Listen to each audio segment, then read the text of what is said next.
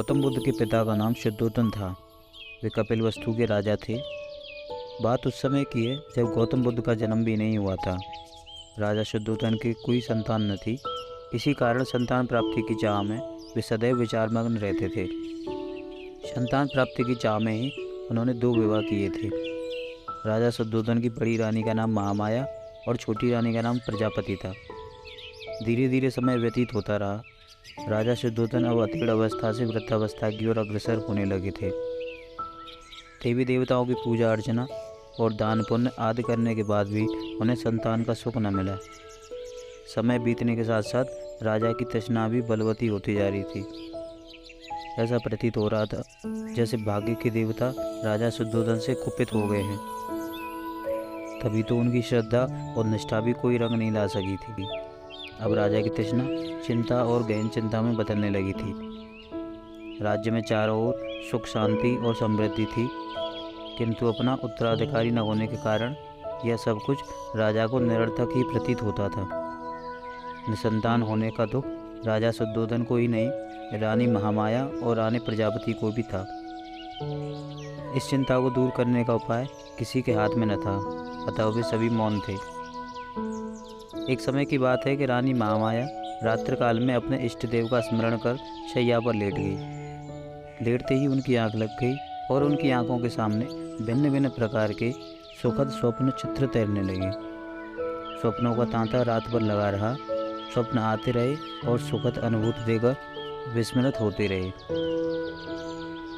रात्रि का अंतिम प्रहर चल रहा था। रानी महामाया ने स्वप्न में देखा कि 4 यक्ष जिनके मुखमंडल तेज से प्रदीप्त थे उनके निकट आए।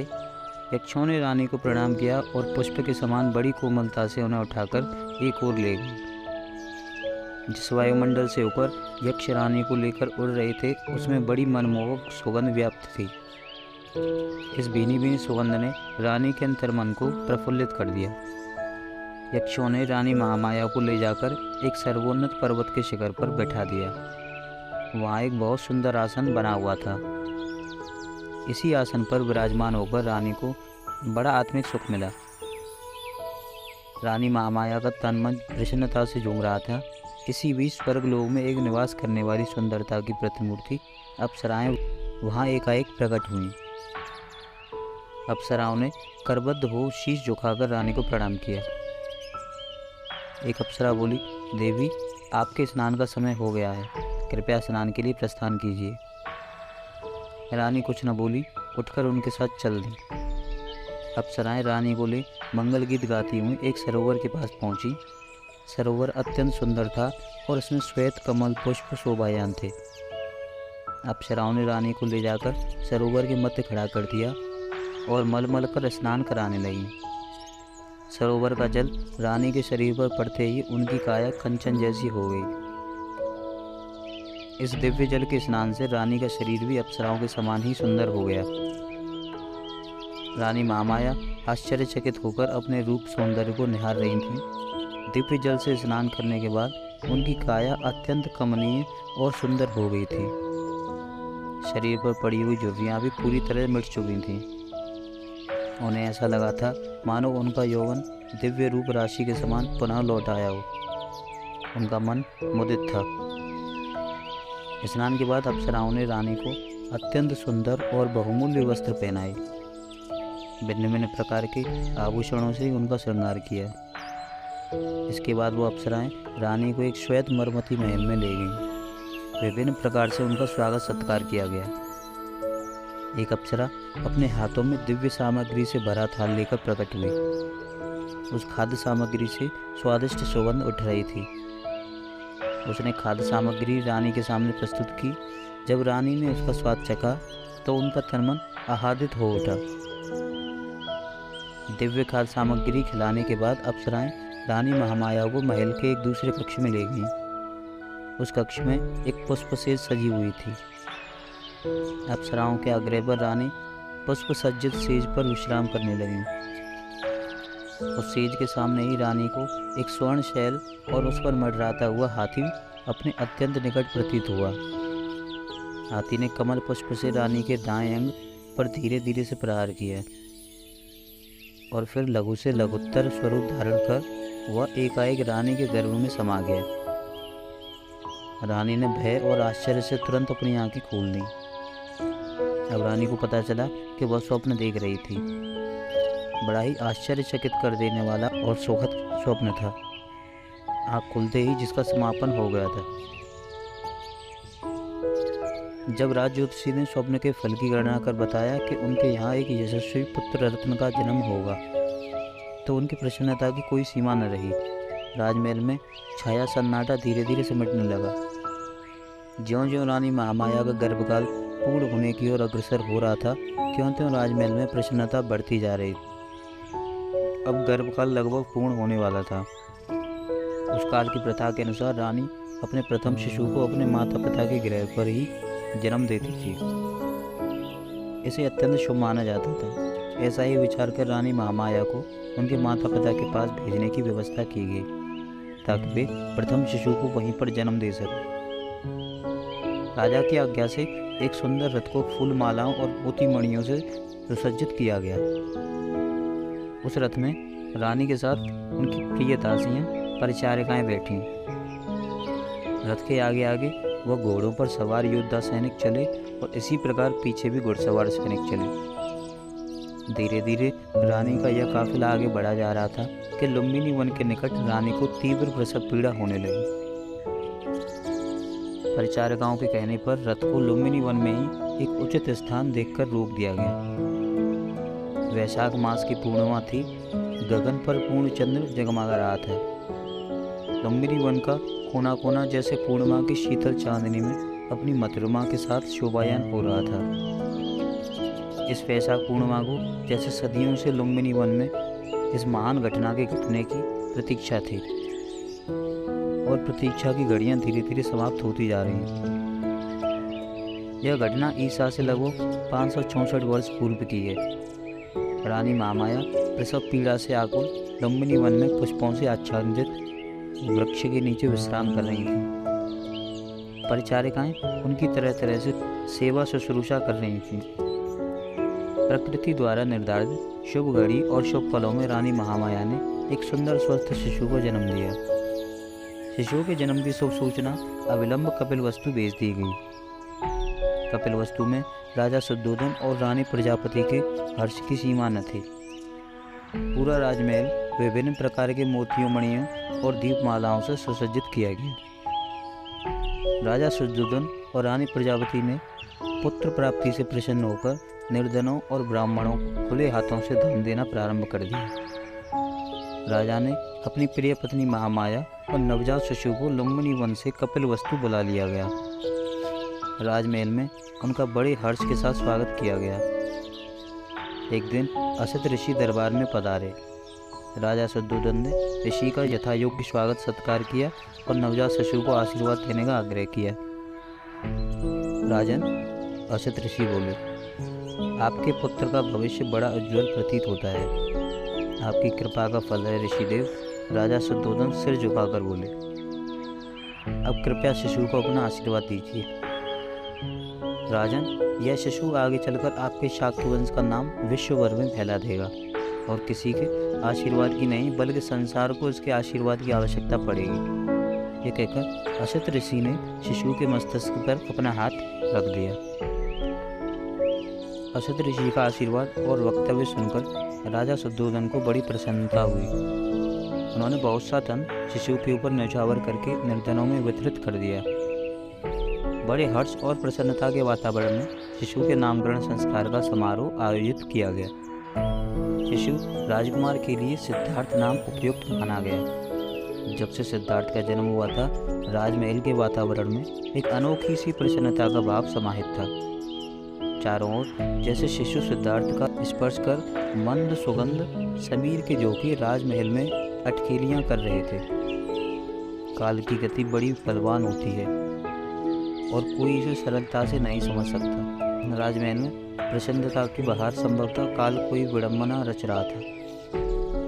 तभी तो राजमहल की प्रसन्नता उसे फूटी आंख न सुहा रही थी।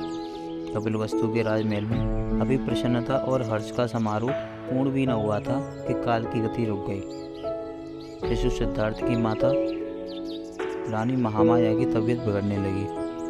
रानी महामाया ने शिशु सिद्धार्थ को रानी प्रजापति को गोद में डालते हुए कहा, बहन, संभवतः अब मैं न बचूंगी। नहीं दीदी, ऐसा न कहिए, रानी प्रजापति विलाप करती हुई बोली। मेरी बहन, कृपया शांत हो जाइए और ध्यान से मेरी बात सुनिए। रानी महामाया ने प्रजापति को शांत करते हुए कहा, मेरे पास अधिक समय नहीं है। कहिए दीदी, कहिए, मैं आपकी हर आज्ञा का पालन करूंगी। प्रजा, आज्ञा नहीं, अनुरोध है। कहिए तो दीदी। राजकुमार सिद्धार्थ का अपने पुत्र के समान पालन पोषण करना, मैं इसे तुम्हारे सुपुर्द कर रही हूँ। यह कहते कहते महामाया की आंखें मूंदने लगी और गर्दन एक और लुढ़क गई। हंस की प्राण रक्षा। एक दिन राजकुमार सिद्धार्थ उपवन में विचारमग्न बैठे थे कि तभी क्रों क्रों करता हुआ एक हंस उनके पास आ गिरा। किसी निर्दयी शिकारी ने तीर चलाकर उसके प्राण लेने का प्रयास किया था। राजकुमार ने दयावश उसके पंखों में लगा तीर निकालकर घाव धोया और उसे जल पिलाया। जल पीकर जैसे हंस के प्राण लौट आए, इतने में ही शिकारी दौड़ता हुआ वहां आ पहुंचा। वो सिद्धार्थ का चचेरा भाई देवदत्त था। सिद्धार्थ देवदत्त आते ही बोला, यह हंस मुझे दे दो, मैंने इसका शिकार किया है। सिद्धार्थ विनम्रता से बोले, नहीं देवदत्त, मैं यह हंस तुम्हें नहीं दे सकता, तुम इसे मार डालोगे। देवदत्त बोला, मैं इसे मारूं या छोड़ दूं, यह मेरा शिकार है। देवदत्त, मैंने इस हंस की रक्षा की है, अतः यह मेरा है, मैं कदापि इसे नहीं दूंगा। इसी बात पर दोनों में वाद विवाद होने लगा, किंतु कोई भी सार्थक परिणाम न निकला। अतः विवाद राज दरबार में राजा शुद्धोधन के सामने पहुंचा। राजा ने गंभीरतापूर्वक दोनों की बातें सुनी। महाराज, देवदत्त बोला, मैंने हंस का शिकार किया है, मेरे तीर से घायल होकर हंस पृथ्वी पर गिर पड़ा था, अतः इस पर मेरा अधिकार है और यह मुझे ही मिलना चाहिए। अब राजा शुद्धोधन ने सिद्धार्थ का पक्ष सुना। महाराज, यह हंस पृथ्वी पर मरणासन अवस्था में पड़ा हुआ था। यदि मैं इसके पंखों में से तीर निकालकर इसका उपचार न करता तो संभवतः यह तभी प्राण त्याग देता। मैंने इसकी प्राण रक्षा की है, अतः इस पर मेरा अधिकार है और यह मेरे पास ही रहना चाहिए। राजा ने इस विवाद पर दरबारियों के विचार भी सुने। अंततः राजा ने निर्णय दिया, देवदत्त, तुमने हंस के प्राण हरण की चेष्टा की है, जबकि सिद्धार्थ ने प्राण रक्षा की। प्राण हरण की अपेक्षा प्राण रक्षा करने वाले का हंस पर अधिकार है, अतः यह हंस सिद्धार्थ का है। दरबारियों ने मुक्त कंठ से राजा के निर्णय की सराहना की, जबकि अपने विपरीत निर्णय सुनकर देवदत्त सिद्धार्थ के प्रति क्रोध और ईर्ष्या से सुलग उठा। राजा शुद्धोधन राजकुमार के लिए वैभव विलास के जितने साधन जुटा रहे थे, उतने ही वे उससे विमुख होते जा रहे थे। एक दिन सिद्धार्थ का बाल सखा बसंतक सिद्धार्थ से बोला, राजकुमार, आपके माता पिता आपसे कितना प्रेम और स्नेह करते हैं, उन्होंने आपके लिए संसार में लगभग सभी सुख सुविधाएं उपलब्ध करा दी। बसंतक सिद्धार्थ बोले, संसार के सभी माता पिता अपनी संतान से प्रेम और स्नेह करते हैं। जिनके माता पिता की जितनी सामर्थ्य होती है, वे अपनी संतान को सुख सुविधाएं उपलब्ध कराते हैं। किंतु यहाँ पर एक गंभीर प्रश्न उठता है, वह क्या? संसार में सभी लोग एक समान क्यों नहीं हैं? किसी के पास धन की मात्रा इतनी अधिक है कि वह उसे कहाँ खर्च करे, नहीं समझ पाता, जबकि दूसरी ओर किसी के पास इतना भी धन नहीं है कि दो रोटी जुटा सके। संसार में यह अन्याय क्यों बसंतक? यह तो विधाता की लीला है राजकुमार। यह कहकर बसंतक तो मौन हो गया, किंतु राजकुमार सिद्धार्थ गहरी सोच में पड़ गए। राजकुमार सिद्धार्थ संसार के सभी वैभव विलास के प्रति विरक्त का भाव रखते थे। यह देखकर राजा शुद्धोधन चिंतित हो उठे। उन्हें असित ऋषि और राज ज्योतिषी की बात भविष्यवाणी याद आने लगी।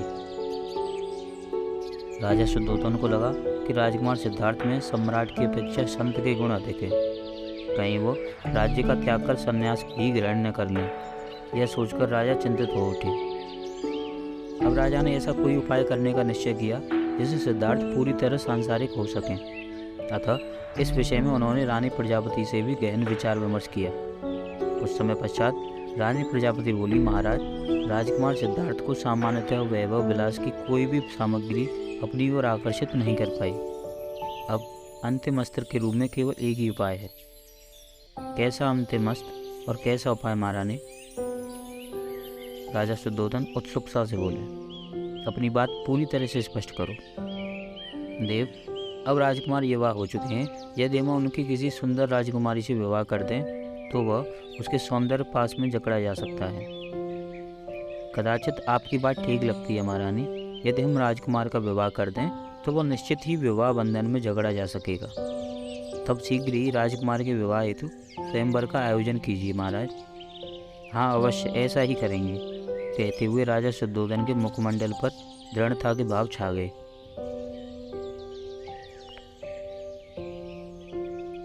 सिद्धार्थ और यशोधरा का विवाह। कुछ समय पश्चात ही राजा शुद्धोधन ने अपने निश्चय को कार्य रूप में परिणत कर दिया।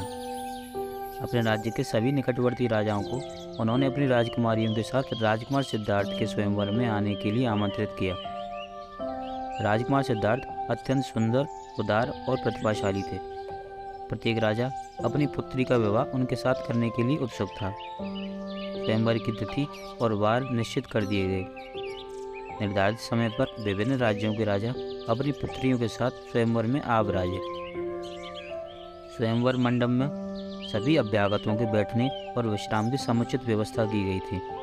मंडप को रंग बिरंगे पुष्पमालाओं से सुसज्जित किया गया था। एक ओर एक ऊंचे मंच पर राजकुमार सिद्धार्थ बैठे हुए थे।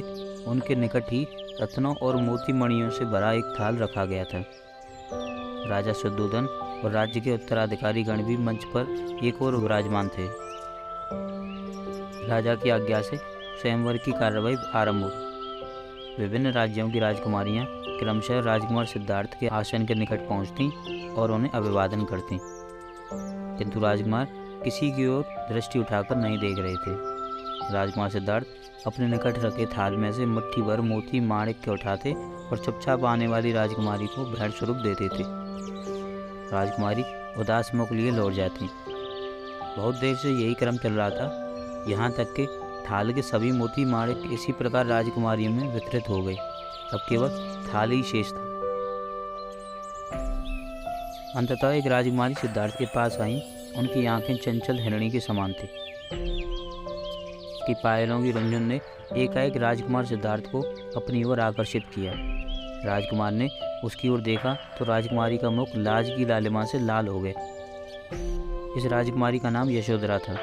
यशोधरा अभिवादन करके लौटने लगी तो राजकुमार सिद्धार्थ ने थाल में मोती निकालने के लिए हाथ डाला, किंतु थाल खाली देखकर वह सन्न रह गया। राजकुमार सिद्धार्थ यशोधरा के सौंदर्य को सप्रेम निहार रहे थे, किंतु जब उन्हें मोती माणिक से भरा थाल रिक्त मिला तो बहुत संकोच हुआ। वे अपने मंच से उठ खड़े हुए और बिना कुछ सोचे विचारे ही यशोधरा के सामने जा खड़े हुए। तभी सिद्धार्थ ने अपने गले में पड़े बहुमूल्य मुक्ताहार को उतारा और निसंकोच भाव से यशोधरा के गले में डाल दिया। तभी स्वयंवर स्थल पर मगध वाद्य बजने लगे और महाराज शुद्धोधन एवं राजकुमार सिद्धार्थ की जय जयकार गूंजने लगी। राजा शुद्धोधन ने आसन से खड़े होकर उपस्थित सभी गणमान्य जनों का आभार व्यक्त किया और राजकुमार सिद्धार्थ का राजकुमारी यशोधरा से विवाह करने की घोषणा कर दी। राजकुमारी यशोधरा के पिता ने भी उपस्थित जनों का धन्यवाद करते हुए राजा शुद्धोधन की घोषणा का अनुमोदन किया। इस विवाह घोषणा को सुनकर उपस्थित जनों को बड़ा हर्ष हुआ, किंतु वहाँ पर कम से कम एक व्यक्ति ऐसा भी उपस्थित था जो इस घोषणा से विक्षुब्ध था। देवदत्त के मुख पर गहरे विषाद और क्षोभ के भाव थे। वह शीघ्रता से चलकर यशोधरा के पिता के पास पहुंचा और उनसे बोला, राजन, आपने तो यह प्रतिज्ञा की थी कि जो भी वीर पुरुष अस्त्र शस्त्र के संचालन में प्रतियोगिता का मुख्य विजेता रहेगा उसी के साथ राजकुमारी यशोधरा का विवाह होगा। देवदत्त की बात सुनकर यशोधरा के पिता निरुत्तर हो गए। वास्तव में वे अपनी यह प्रतिज्ञा विस्मृत कर बैठे थे। अब उन्होंने तुरंत राजा शुद्धोधन से बात की और अस्त्र शस्त्र की प्रतियोगिता आयोजन करने का अनुरोध किया।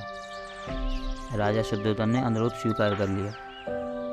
सभी जनों का विचार था कि राजकुमार सिद्धार्थ कोमल हृदय का और अहिंसा में विश्वास करने वाला राजकुमार है और वह इस प्रतियोगिता में सहज ही पराजित हो जाएगा। परंतु हुआ इसके विपरीत। राजकुमार सिद्धार्थ ने अपने सभी प्रतिद्वंदियों को पराजित करके प्रथम विजेता का पद प्राप्त किया। राजकुमार सिद्धार्थ से पराजित होकर देवदत्त लज्जा से सिर झुकाकर वहां से चला गया। अपने राजकुमार की जीत पर राजा शुद्धोधन, रानी प्रजापति और सभी प्रजाजनों को आश्चर्य मिश्रित प्रसन्नता हुई। अब यशोधरा के पिता ने प्रसन्नतापूर्वक अपनी पुत्री का विवाह राजकुमार सिद्धार्थ के साथ कर दिया। यशोधरा सिद्धार्थ जैसा सुंदर, बलवान और प्रतिभा संपन्न वीर पति पाकर बड़ी प्रसन्न थी। इसी प्रकार सिद्धार्थ भी यशोधरा जैसी सुंदर, सुशील और सलज्ज अर्धांगिनी पाकर जैसे फूला न समाया था। यशोधरा को पाकर सिद्धार्थ जैसे स्वयं को भी भूल गया था। अपनी नवयौवना नवविवाहिता पत्नी के साथ वह प्रायः पुष्प वाटिका में घूमता रहता और उसके बालों में पुष्प सजाकर हंसता मुस्कुराता रहता। सत्य से परिचय। राजकुमार सिद्धार्थ को यशोधरा का सौंदर्य पाश भी अधिक समय तक बांधकर न रख सका। एक दिन सिद्धार्थ के मन में नगर भ्रमण की इच्छा हुई। उसने अपने सेवक छंदक को घोड़ा तैयार करने का आदेश दिया। छंदक ने सिद्धार्थ का प्रिय घोड़ा कंथक तैयार कर दिया और राजकुमार को उस पर सवार कराकर नगर भ्रमण के लिए चल दिया। राजाज्ञा द्वारा ऐसा प्रबंध करा दिया गया कि मार्ग में कोई भी ऐसा कारुणिक या कष्टदायी दृश्य न दिखाई पड़े जिससे राजकुमार सिद्धार्थ के हृदय पर कुप्रभाव पड़े। उसी मार्ग पर युवा और सुंदर युवक युवतियां खड़े हुए थे जो राजकुमार के ऊपर पुष्प वर्षा कर रहे थे। सहसा उस मार्ग से दूर एक अन्य मार्ग पर राजकुमार की दृष्टि पड़ी। वहां कोई वृद्ध व्यक्ति लाठी टेकता कराता हुआ धीरे धीरे चल रहा था।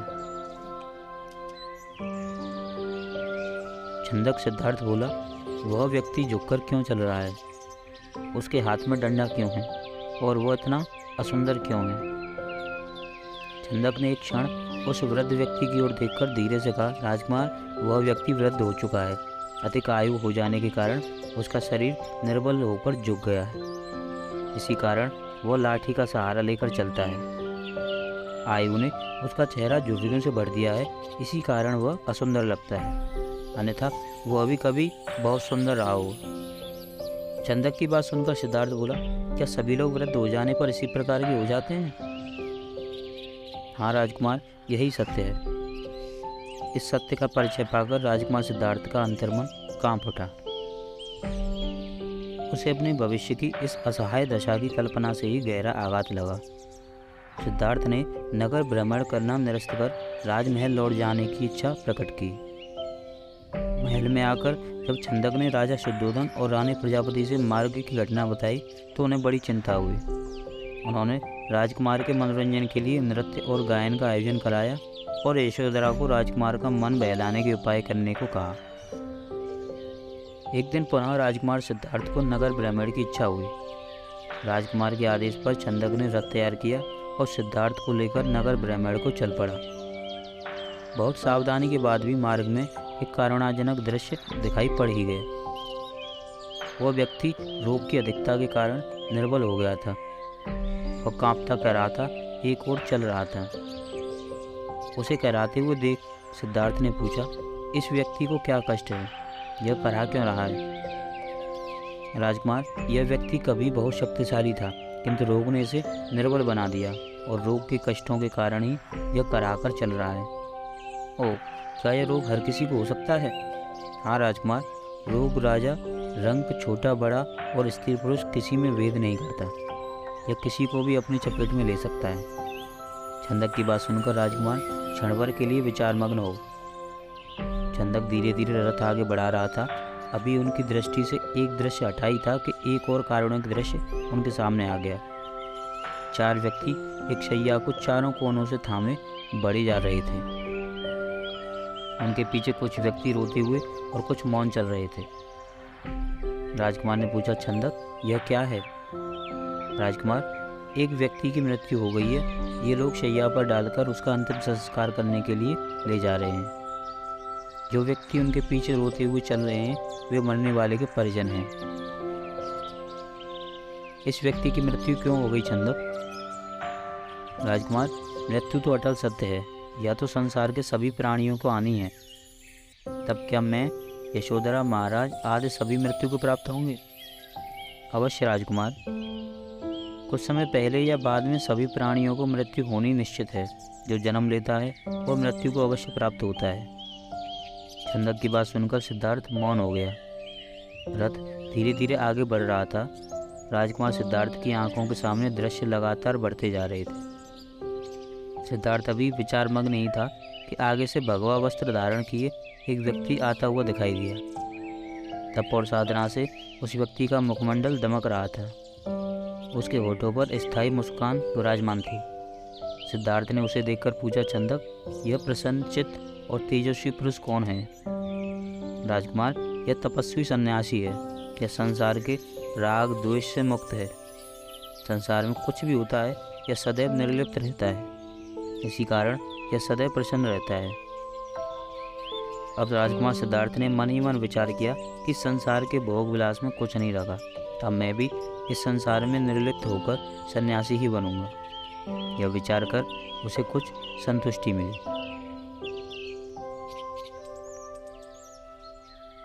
सत्य की खोज। राजकुमार सिद्धार्थ ने मन ही मन ठान लिया था कि अब उसे भी संसार का मोह त्याग कर सन्यासी हो जाना है। सांसारिक सुख, ऐश्वर्य और वैभव विलास में जीवन को व्यर्थ नष्ट करना उचित नहीं है। संसार के रिश्ते नातों और वैभव प्रदर्शन से उन्हें गहन विरक्ति होने लगी। इसी विरक्ति ने उनके अंदर से संसार की प्रत्येक जड़ चेतन वस्तु, व्यक्ति से मोह को निकालकर बाहर किया। जब सिद्धार्थ नगर भ्रमण से महल को लौटा, उसे शुभ समाचार मिला कि यशोधरा ने एक सुंदर पुत्र को जन्म दिया है। इसी उपलक्ष्य में सारे महल में मंगल गीत गाए जा रहे थे और महल को ही नहीं, राज्य भर को तरह तरह से सजाया जा रहा था। महाराज शुद्धोधन और महारानी प्रजापति की प्रसन्नता की कोई सीमा न थी। किंतु इस शुभ समाचार को सुनकर भी राजकुमार सिद्धार्थ ने कोई प्रतिक्रिया व्यक्त नहीं की। ऐसा लगता था कि उनके मन में निर्लिप्तता की भावना अपनी जड़ें जमा चुकी थी। सांसारिकता से उनका पूर्णतः मोहभंग हो गया था। राजमहल में तरह तरह के उत्सव और नृत्य गान के आयोजन हो रहे थे, किंतु किसी भी आयोजन में सिद्धार्थ का मन न लगा। सिद्धार्थ को पुत्र होने की न तो प्रसन्नता हुई और न ही शोक हुआ। जब शिशु का नामकरण किया गया तो वे मौन ही रहे, निर्लिप्त हो रहे थे। शिशु का नाम राहुल रखा गया। राहुल अभी अत्यंत छोटा ही था कि सिद्धार्थ ने गृह त्याग कर सत्य की खोज में निकलने का निर्णय लिया।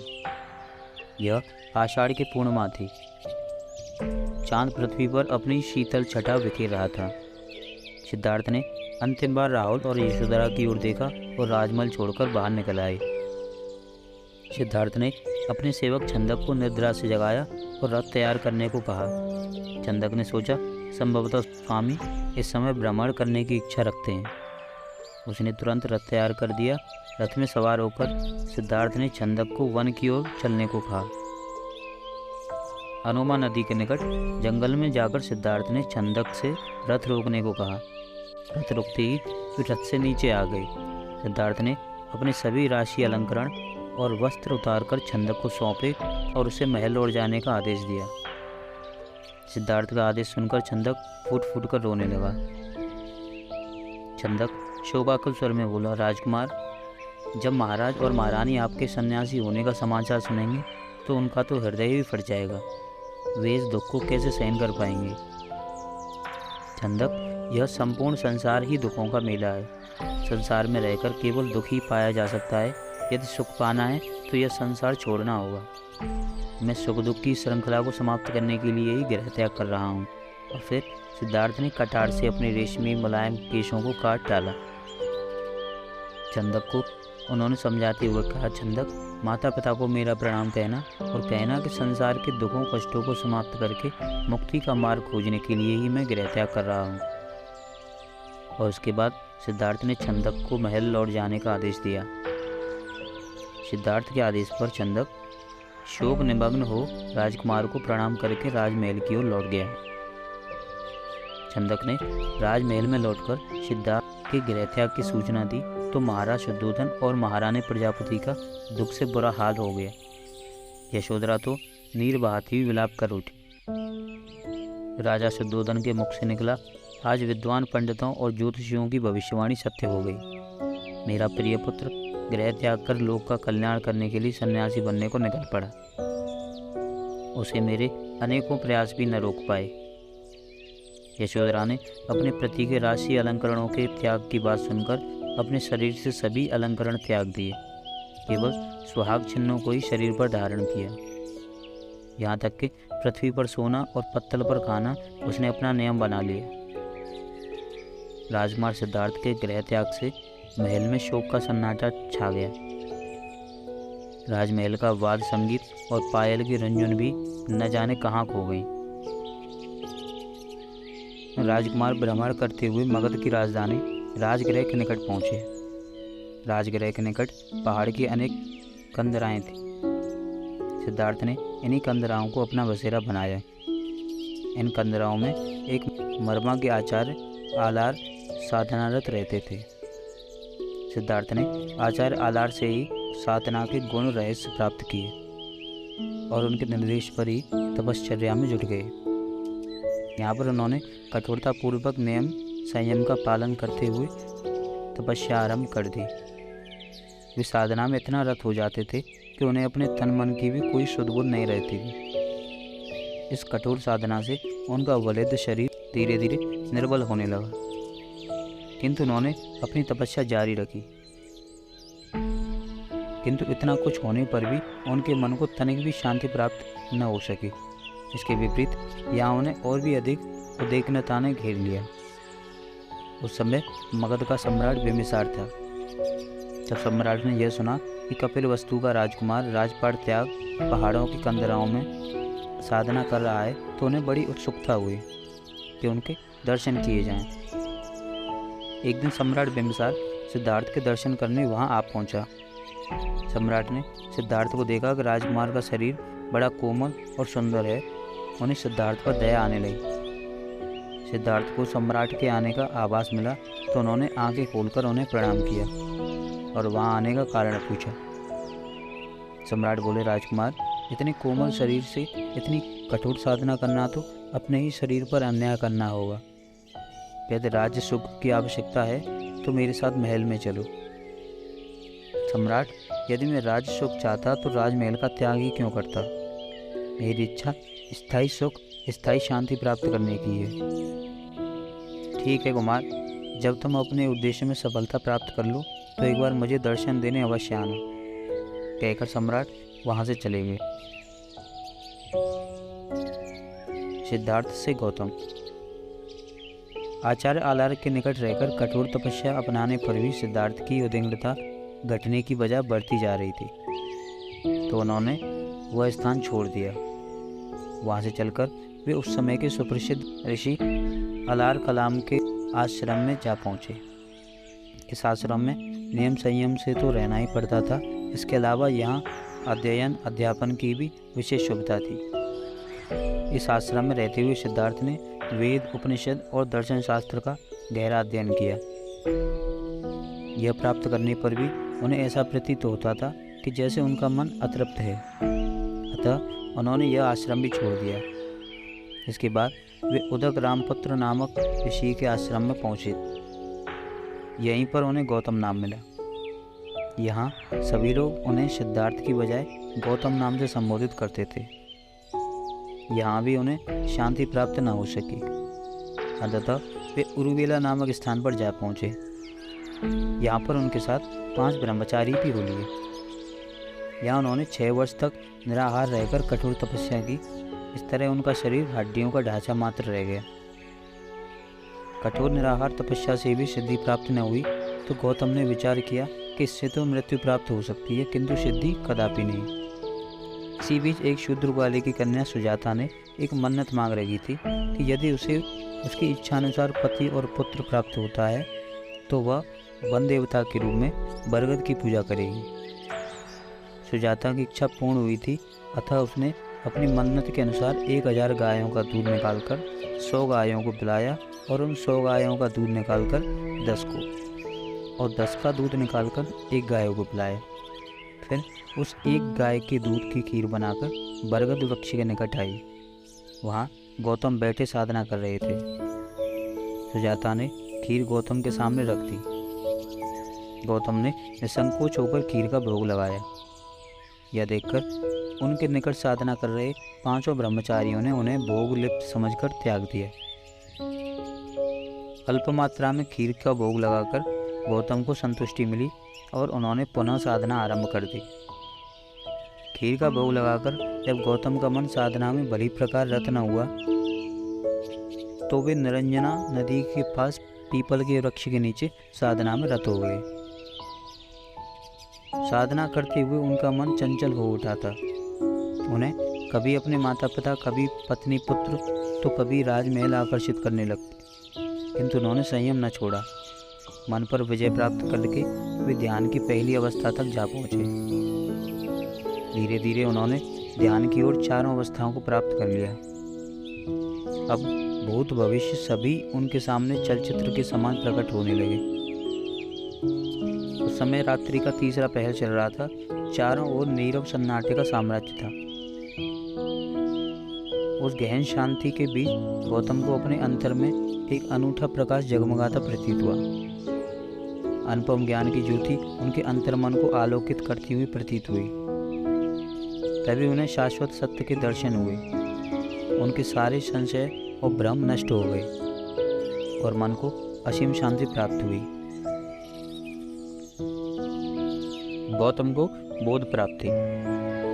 निरंतर 7 दिन और 7 रात्रि गौतम पीपल के वृक्ष के नीचे बैठे थे। उस दिन वैशाख पूर्णिमा थी। रात्रि में चंद्रमा अपने शीतल चांदनी से संसार को अमृत तुल्य शीतलता से जगमगा रहा था। इस रात्रि को गौतम को बोध की प्राप्ति हुई और वे गौतम बुद्ध कहलाने लगे। जिस पीपल वृक्ष के नीचे गौतम को बोध की प्राप्ति हुई उसे बोधि वृक्ष कहा गया।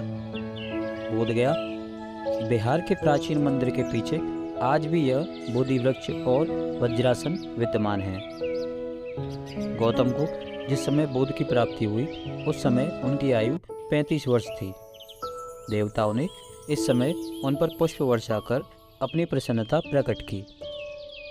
गौतम बुद्ध ने विकारों और तृष्णा को नष्ट करने का मार्ग ढूंढ लिया था। उन्हें मृत्यु से अमर्त्य की ओर आने का मार्ग मिल गया था और निर्वाण की प्राप्ति हो गई थी। संसार के रोग, शोक, हर्ष, विषाद अब गौतम बुद्ध के ऊपर कोई प्रभाव नहीं डाल सकते थे। उन्हें दिव्य ज्ञान की प्राप्ति हो गई थी और उसी दिव्य ज्ञान की छटा बिखेरने के लिए वे भ्रमण को निकल पड़े। जो 5 ब्रह्मचारी गौतम बुद्ध को भोग लिप्त मानकर त्याग आए थे वे एक स्थान पर साधना कर रहे थे। भ्रमण करते हुए गौतम बुद्ध उधर से आ रहे थे। 5 ब्रह्मचारियों ने गौतम बुद्ध की दिव्य मुख मुद्रा देखी तो चकित रह गए। वे समझ गए थे कि उन्हें बोध की प्राप्ति हो गई है। वे 5 गौतम बुद्ध के चरणों पर गिर पड़े। बुद्ध ने उन्हें अपना शिष्य बना लिया और उन्हें उपदेश दिया। इस उपदेश में बुद्ध ने कहा, धर्मपरायण जीवन जीने के लिए मर्यादा का पालन करो, तृष्णा को त्याग दो और जाति पात के भेदभाव को समाप्त करो तथा सभी से मृदुल मधुर व्यवहार करो। गौतम बुद्ध का यह उपदेश धर्मचक्र प्रवर्तन कहा गया। यह उपदेश अत्यंत सरल और स्वीकार्य था। इससे सामान्यतः सभी का भला होता था। अतः कुछ ही समय में बुद्ध के सैकड़ों शिष्य बन गए। इसके बाद उन्होंने संपूर्ण देश में धर्म प्रचार आरंभ कर दिया।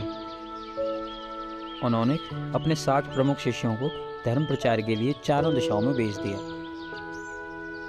गौतम बुद्ध वर्ण भेद, रूढ़िवाद और यज्ञ के लिए की जाने वाली हिंसा के विरुद्ध थे। वे कहा करते थे, हिंसा मानवीय धर्म नहीं है। यदि बलि देने की इच्छा है तो प्राणी मात्र की बलि देने की अपेक्षा अपने विकारों और वासनाओं की बलि दो।